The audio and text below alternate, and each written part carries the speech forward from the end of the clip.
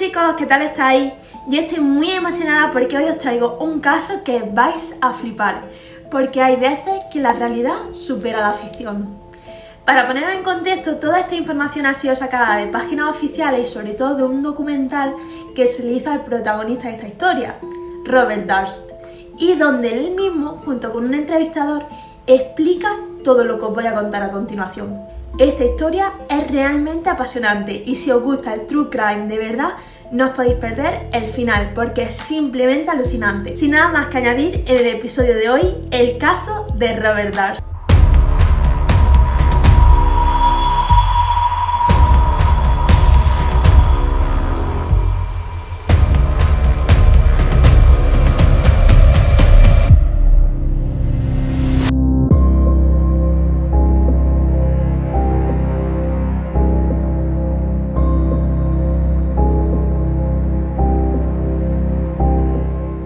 Era una noche de invierno cuando alguien da aviso a la policía de Galveston, Texas. Hay un torso en la bahía. La policía se acercó y el miedo comenzaba a acechar. De pronto empezaron a aparecer bolsas de basura flotando en el agua. Dentro de ellas una pierna, luego otra y después el brazo derecho. Y poco a poco empezaron a resurgir todas las partes de un cuerpo humano excepto una que jamás apareció: la cabeza.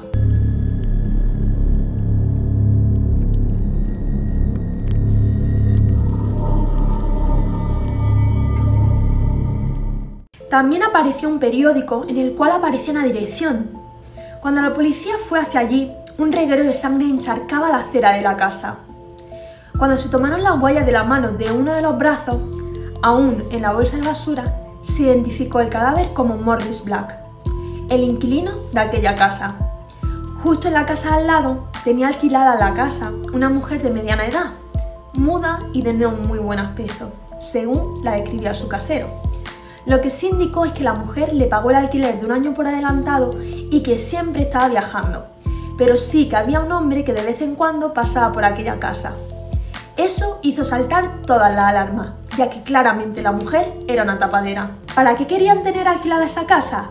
Y lo más importante, ¿quién? La policía empezó a registrar la basura que había en la casa y se encontró un recibo de una óptica a nombre de Robert Durst. El siguiente paso, dar aviso a la óptica por si aparecía el hombre por allí. Y sí, días después se recibió una llamada que avisaba que el hombre estaba allí y fue detenido en ese instante por el asesinato de Morris Black. Todo muy sencillo, ¿verdad? Pues esperad porque esto acaba de empezar. Le pusieron una fianza de $250,000 y Robert, sin inmutarse, llamó a su esposa, Debra Lee, y al día siguiente pagaron la fianza. ¿Quién era Robert Durst? Robert nació en una familia de ricos nobiliarios de Nueva York y se convirtió en el heredero de una gran fortuna después de que su padre muriera en 1995. Sin embargo, lo que comenzó como una vida de lujo y privilegio, pronto se convirtió en una pesadilla de crimen, sospechas y asesinatos.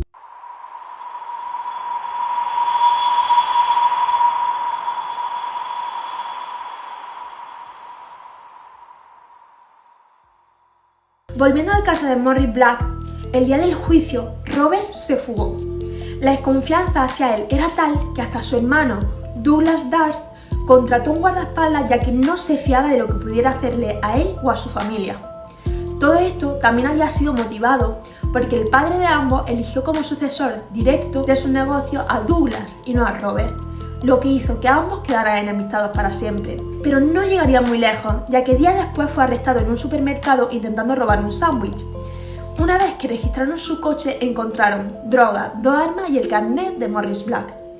Y destacar que estaba a pocos kilómetros de la casa de su hermano. Cuando tuvo lugar el juicio, Robert contrató a 2 de los mejores abogados de Estados Unidos y relataron cómo Morris entró en casa de Robert con un arma y este último intentó quitársela, pero el arma se disparó matando a Morris. Pero las pruebas no indicaban eso. Se veían muchísimos golpes en su cuerpo. Y además, ¿por qué lo habría cortado en partes si hubiese sido por defensa propia? Pero lo más impactante fue el veredicto. El jurado encontró al acusado Robert Durst no culpable. Cada vez todo era más raro. Fue en ese momento cuando la policía se dio cuenta de todo lo que rodeaba a Robert. Y es que antes de ese caso, su esposa Katie desapareció sin dejar rastro en 1982. Katie estaba en una comida con unos amigos cuando Robert la llamó para que regresase a su casa de campo. Ella habló con su mejor amiga y le contó que tenía miedo de Robert. En ese momento le hizo prometer a su amiga que si algo le pasaba, ella investigaría todo hasta llegar al final del asunto. Según Robert, Katie llegó a casa por la tarde y después la llevó a la estación de tren para ir a la casa que tenían en la ciudad, ya que al día siguiente tenía clases debido a que cursaba cuarto de medicina. Más tarde, Robert la llamó desde una cabina para saber si había llegado bien y se despidieron, pero luego se supo que esto era mentira y que esa llamada jamás se produjo. Fue al día siguiente cuando la chica llamó al decano de la universidad y le dijo que no iba a asistir a clase ya que se encontraba mal. Y esa fue la última noticia que alguien tuvo de Katie. Fue en ese momento cuando sus amigas se pusieron manos a la obra y rebuscaron entre la basura de la casa de Robert y encontraron que este había tirado las pertenencias de Katie dando por sentado que no iba a volver, y un listado donde se veía como Robert había apuntado los puntos que tenía que hacer para deshacerse del cuerpo de Katie. También se supo que 3 días antes de la desaparición de la chica, ella le había pedido el divorcio a Robert, pero este junto con su abogado no llegó a un acuerdo con la chica y lo pospusieron.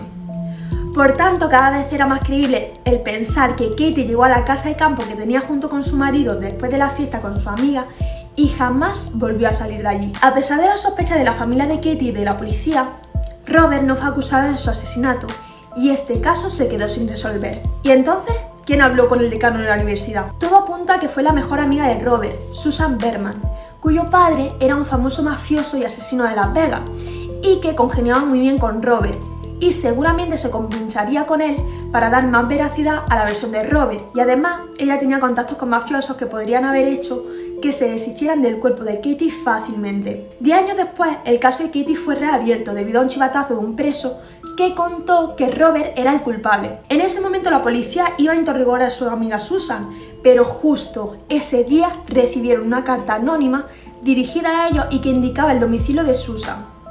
Cuando entraron en su casa, ella estaba en el suelo alrededor de un charco de sangre. Susan fue asesinada de un disparo en la cabeza. De primera se habló de que la mafia había sido la principal autora del crimen, pero si alguien mandó un anónimo a la policía podría significar que Susan era importante para esa persona y no quería que la encontraran en estado de descomposición. Fue tiempo más tarde cuando se empezaron a recabar datos de Robert, como vuelos, tickets de parking a su nombre, etc., que podían situarlo cerca de la zona donde vivía Susan, pero a pesar de todo esto no tenían pruebas para inculparlo. Si era su mejor amiga, ¿por qué habría hecho algo así? El hijastro de Susan recogió pertenencias de ella y fue cuando pasó algo sorprendente. Encontró una carta de Robert a Susan donde la letra de la carta anónima era exactamente igual y además se dio cuenta de que en ambas había una falta de ortografía y se podía apreciar cómo la palabra Beverly estaba mal escrita. Como he dicho al principio, todo esto está relatado en un documental y en ese momento los directores procedieron a hacer un análisis caligráfico por un forense y bingo, la nota anónima que se mandó a la policía donde se avisaba del cadáver de Susan la escribió Robert Durst. Y aunque era una prueba contundente para poder arrestar a Robert, este dejó de quedar con los directores del documental, dándoles largas, y estos estaban desesperados porque sin Robert no podrían finalizar el trabajo. Pero por suerte, un día grabaron a Robert cerca del edificio de su hermano y este tenía interpuesta una orden de alejamiento que Robert incumplió y fue a prisión momentáneamente. Fue ahí cuando Robert llamó a los directores del documental para que adjuntaran las pruebas del vídeo y pudieran hablar en su favor en el juicio.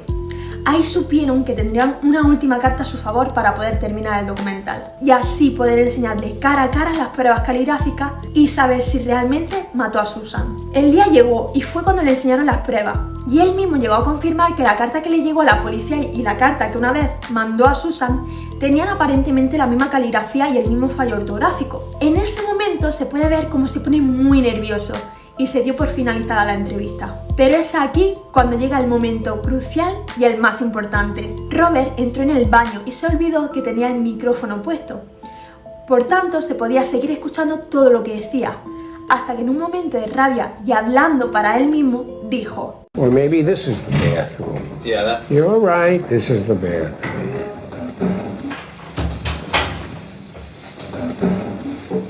There it is. You're caught.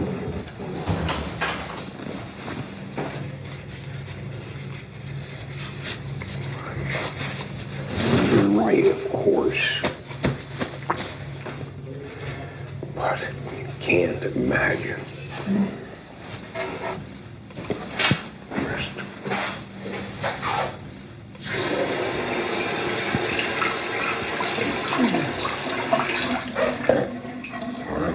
nuts in the house. Oh, I want this.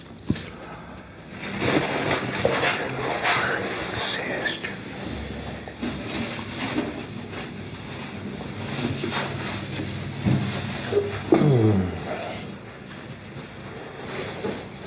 Right. I'm having difficulty with the question.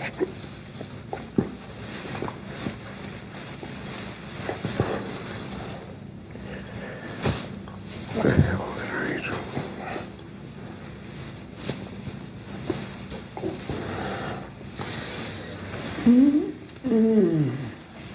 Kill them all, of course.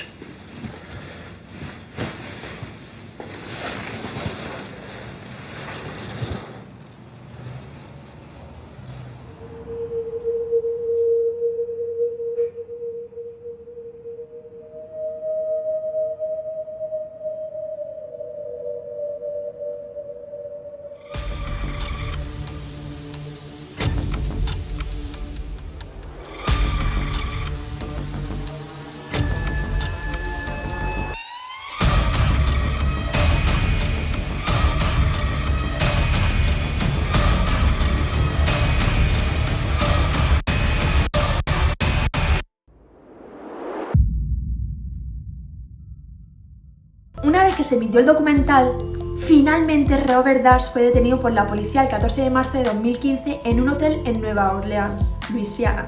Fue arrestado en relación con el asesinato de su amiga cercana, Susan Berman. Dado su delicado estado de salud, Robert recibió la sentencia de cadena perpetua sin posibilidad de libertad condicional en octubre de 2021, aunque finalmente, el 10 de enero de 2022, Robert Dars falleció en la cárcel a los 78 años de edad.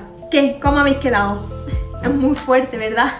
También os cuento que hay una película dedicada al caso de Robert y su esposa Katie que se llama All Good Things, protagonizada por Ryan Gosling y Kirsten Dunst. Y si queréis ver el documental completo de este caso se llama The Jinx. Dejadme en comentarios lo que pensáis al respecto y como siempre os dejo mis redes sociales para que podamos seguir hablando por allí. Muchas gracias por dedicarme un rato de vuestro tiempo y nos vemos en el próximo episodio. ¡Mua!